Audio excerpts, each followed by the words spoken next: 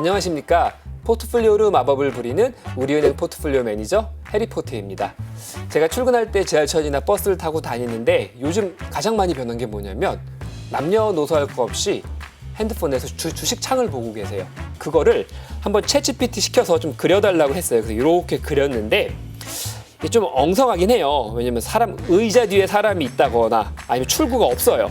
아무튼 이렇게 핸드폰을 보고 있는데 여기서 보이는 내용이 대부분 미국 주식 관련된 내용들이 엄청나게 늘어났습니다.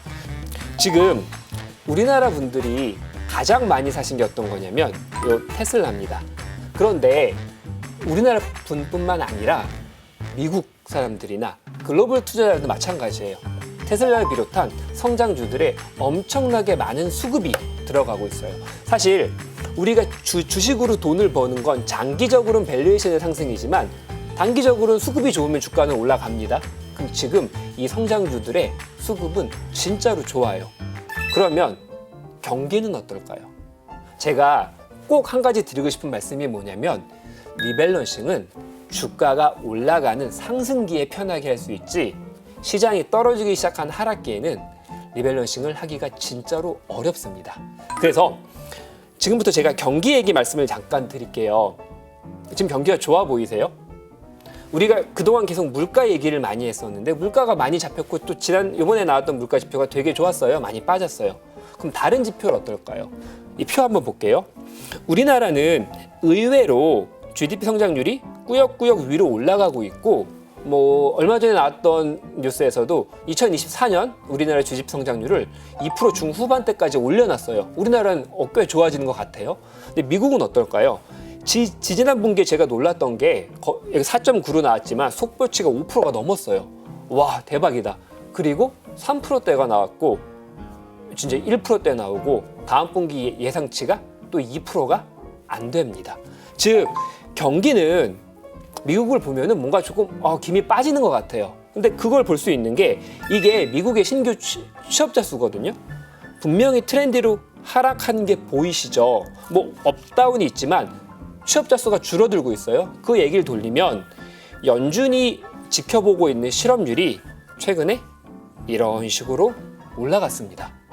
사실 실업률이 너무 낮았어요. 한 3.4%밖에 안 됐거든요. 그러면 이제 파웰이 한 얘기가 이거 우리 실업률 비정상적이야. 너무 과열이야. 조금 정상적으로 돼야 돼. 이때 정상적으로는 올라가야 된다는 얘기였는데 최근에 어떤 얘기하냐면 우리 실업률 지켜볼게. 어떤 의미냐면 위로 올라가니까 걱정돼. 그런데 보시면 과거에도 실업률이 튀기 시작하면 뭔가 주가가 좀 빠지네요.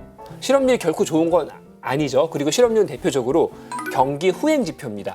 왜 후행 지표라고 얘기할 수 있냐면 사람을 자른다는 건 뭔가 물건이 안 팔리고 식당에 장사가 안 된다는 얘기고 식당에 장사가 안 되고 물건이 안 팔린다는 얘기는 이제 재고는 쌓이고 있고 그럼 주문도 잘 안 할 거예요.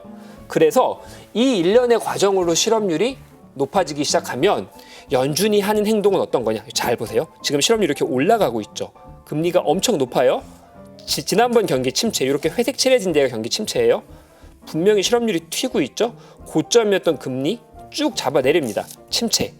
그리고 그 전 침체가 언제였냐면 IT 버블 터졌을 때 쭉 실업률 올라가죠. 다 U자 그림이 올라갑니다. 금리 잡아내리죠. 침체가 옵니다. 그러면 지금 뭔가 찝찝한 게 또 그러는 거 아니야? 이런 걱정이 우리 머릿속에 들 겁니다.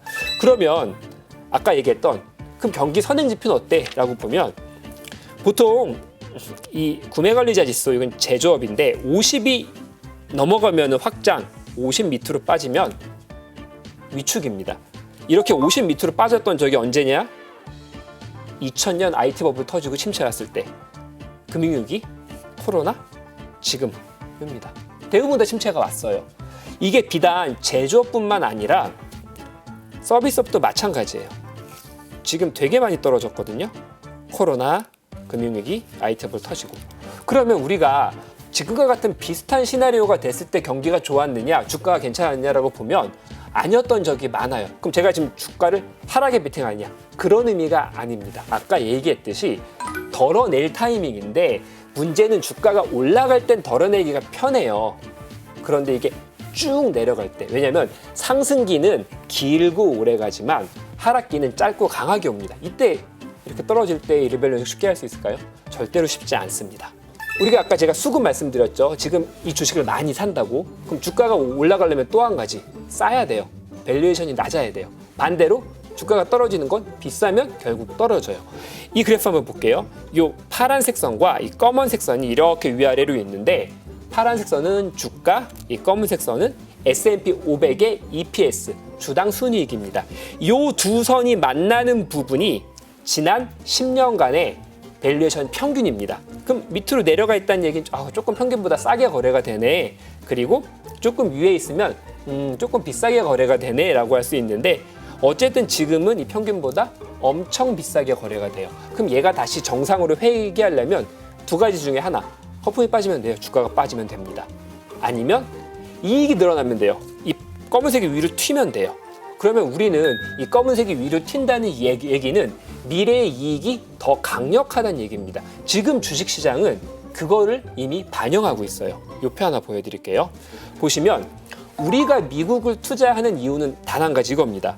꾸준하게 이익이 늘어납니다. 정말로 꾸준하게. 이때가 이제 코로나 때인데 반대로 우리나라 시장은 이런 식으로 이익이 늘어납니다. 그러다 보니까 투자하기가 더 어려운 건데 아무튼 제가 드리고 싶은 말씀은 지금 시장은 여기 2025년에 높은 기업 이익을 지금 이미 반영하고 있어요.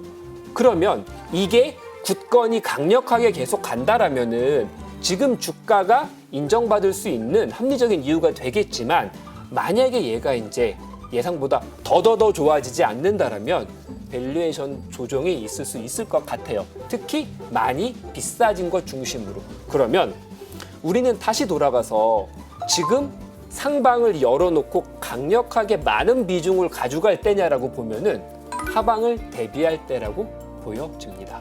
우리는 미래에 어떤 일이 있을지 몰라요. 트럼프 전 대통령이 피습을 당했어요. 천만다행으로 생명에 지장은 없다라고 합니다. 이걸 통해서 지지율이 당선 가능성이 훨씬 더 높아졌다라고 하지만 만약에 그 총알이 귀가 아니라 얼굴이나 심장으로 왔으면 어떻게 했을까요? 아마도 금융시장은 특히 위험 자산은 박살이 났을 가능성이 아주 큽니다. 우리가 막 주식을 투자하고 있을 때. 반대로 우리가 안전자산이라고 하는 금은 이미 올라갔고 채권도 수익이 계속 더 좋아질 겁니다. 즉 우리는 미래를 알 수 없기 때문에 항상 이런 변동성에 대비해야 되고 특히 지금 내 자산이 불균형이 심하다라면은 지금처럼 매일 주가가 올라가는 신고점을 경신하고 있을 이 시기가 리밸런싱하기 아주 좋은 타이밍이라고 말씀드릴 수 있습니다. 지지 않는 포트폴리오 투자는 명동 푸테크와